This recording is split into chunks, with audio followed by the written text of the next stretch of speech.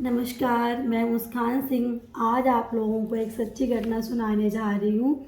यह सच्ची घटना है उत्तर प्रदेश की ज़िला बस्ती ज़िला के पास एक थाना लगता है परशुराम थाने के पास एक गांव लगता है जिसका नाम है बेदीपुर गांव के पास दिनांक 20 नवंबर 2025 को शाम का लगभग 7 बज रहा था। दो युवक बाइक से जा रहे थे और उनको देखने से ऐसा प्रतीत हो रहा था जैसे मानो ये रास्ता भटक रहे हो। तो वहाँ पे युवक बाइक से जा रहा था, तो उन दो व्यक्तियों ने पूछा कि आप मुझे यहाँ का मतलब फलाना उसने एड्रेस बोला कि मुझे यहाँ से यहाँ जाना है, आप मुझे बता देंगे तो आपकी मेहरबानी होगी। तो उस व्यक्ति ने बताया कि आप ऐसे जाइए और आप पहुँच जाएंगे। परंतु वो जो व्यक्ति बाइक में बैठे थे उन्होंने बोला कि आप हमारे साथ अपनी बाइक लेके चलिए, थोड़ा आगे तक मुझे बता दीजिए तो आपकी मेहरबानी होगी। तो वो जो व्यक्ति था वो उनको लगभग उस जगह से 1.5 किलोमीटर ले जाता है और जैसे ले जाता है फिर वो व्यक्ति बोलता है कि अब आप यहाँ से थोड़ा सा बचा हुआ आप थोड़े दूर पर चले जाइए। तो जो दो व्यक्ति बाइक में बैठे थे वो व्यक्ति उतरते हैं, बोलते हैं बहुत बहुत मेहरबानी आपकी, बहुत बहुत शुक्रिया, थैंक यू, आपने हमको रास्ता बताया। इतना ही कहने की देर थी मानो जो दो व्यक्ति थे बाइक में, जिस व्यक्ति ने रास्ता बताया तो उस व्यक्ति के माथे पर तमंचा कट्टा रख देते हैं, एकदम से धाए से गोली चलने की आवाज़ आती है और वो व्यक्ति को छोड़ के वो व्यक्ति जैसे गोली मार देते हैं वो व्यक्ति ज़मीन में पड़ा रहता है और जो बाइक सवार दो व्यक्ति थे वो चले जाते हैं। जब वो चले जाते हैं तो लगभग क्योंकि 7 बजे के टाइम में शाम को 7 बजे काफ़ी अंधेरा हो जाता है, तो वहाँ से एक व्यक्ति गुजर रहा था दुकानदार, तो उसने देखा कि यहाँ कोई पड़ा हुआ है तो उसने सोचा कि शायद शराबी होगा, कोई ड्रिंक कर ली होगी तो ड्रिंक करके पड़ा हुआ है। तो उस व्यक्ति ने ये सोचा, परंतु जब उस व्यक्ति ने टॉर्च लगाकर देखा तो देखता क्या है वो व्यक्ति कि जो व्यक्ति पड़ा था उसके यहाँ पे गोली लगी और पूरा ब्लड से उसका मतलब फेस सना हुआ है। वो चिल्लाने लगता है, व्यक्ति को गोली लगी थी उसका नाम होता है अनीश। तो वो चिल्लाने लगता है जोर जोर का कि अनीश का कत्ल हो गया, अनीश का कत्ल हो गया। जैसे ही वो चिल्लाता है काफ़ी भीड़ लग जाती है वहाँ पर। जैसे ही भीड़ लगती है तो बच्चे, बुजुर्ग, महिलाएं, बूढ़े बुजुर्ग, काफ़ी लोग सैकड़ों के हिसाब से वहाँ पे जब मतलब भीड़ लग जाती है तो वहाँ पे कोई भीड़ में एक व्यक्ति 112 नंबर को फ़ोन कर देता है। जैसे ही फ़ोन करता है तो सीओ हरैया पहुँच जाते हैं, एएसपी, एसपी सारे पहुँच जाते हैं, डॉग स्क्वाड, फॉरेंसिक टीम, तत्काल सबको बुलाया जाता है। तो देखा जाता है वो जो व्यक्ति था जो ज़मीन में पड़ा था जिसको गोली मार दी गई थी उस व्यक्ति को तत्काल हॉस्पिटल ले जाते हैं क्योंकि उस व्यक्ति की सांसें चल रही थी। जिस हॉस्पिटल में ले जाते हैं उस हॉस्पिटल का नाम है दर्शन नगर मेडिकल कॉलेज अयोध्या।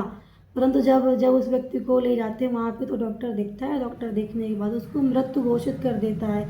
वो व्यक्ति को गोली लगी थी जिसका कत्ल हुआ था उसका नाम है अनीश और उसके पिता का नाम है शमसुद्दीन नाम है। वो जो व्यक्ति मरा था उसकी उम्र लगभग 25 साल के लगभग होती, जो कि मुंबई में रहकर प्राइवेट जॉब कर रहा था। 10 नवंबर 2025 को वो अपने घर आया था मुंबई से।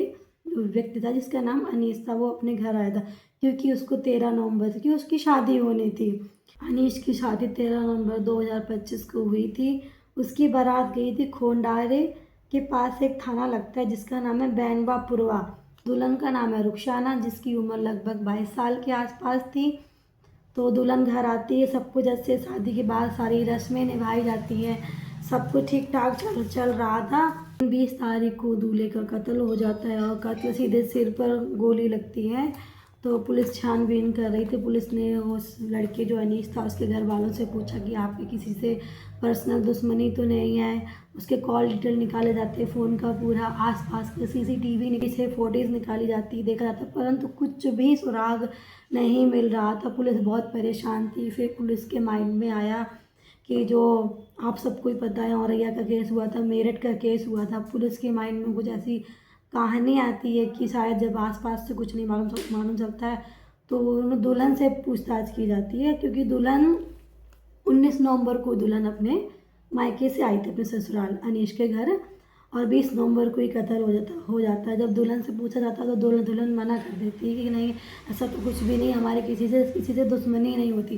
परंतु पुलिस को शक हुआ बहुत ज़्यादा, तो पुलिस ने दुल्हन का फ़ोन लिया और उसकी रिकॉर्डिंग निकाली, क्योंकि उस फ़ोन में ऑटो रिकॉर्डिंग लगी हुई थी। दुल्हन का नंबर सर्वे लाइन में लगाया जाता है और CDR निकाला जाता है, कॉल डिटेल निकाली जाती है। मालूम चलता है एक व्यक्ति जिसका नाम है रिंकू कनौजिया से उस लड़की रुखसाना की काफ़ी टाइम से बात हो रही थी और शादी के बाद भी वो दोनों आपस में बात कर रहे थे।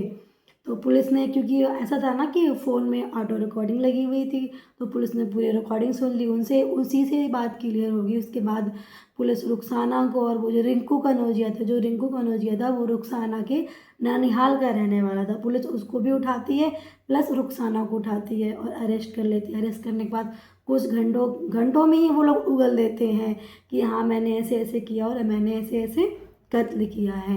वो जो लड़की होती है रुखसाना, वो बोलती है कि मैंने अपने घर में सारी बातें बता रखी थी कि मैं उस लड़के से, रिंकू कनौजिया से, मतलब मेरा प्रेम संबंध चल रहा है और आप मेरी शादी करा दीजिए। परंतु क्या था, जो रिंकू था वो हिंदू धर्म से था और रुखसाना थी वो मुस्लिम धर्म से थी। तो घर वाले राजी नहीं होते, इसलिए उसकी वहाँ पे शादी करा दी जाती है। हालांकि पुलिस प्रशासन इस मामले की जांच कर रहे हैं। दोस्तों, इस पूरी घटनाक्रम को सुनाने का उद्देश्य मेरा किसी को परेशान करना नहीं है और ना ही किसी का दिल दुखाना है, बल्कि आप लोगों को सचेत करना है, जागरूक करना है, ताकि आप लोग सुरक्षित रहें और सेफ रहें। इसी के साथ नमस्कार, जय श्री राम। मिलेंगे एक सच्ची घटना के साथ। जब तक के लिए आप लोग सुरक्षित रहिए, सतर्क रहिए।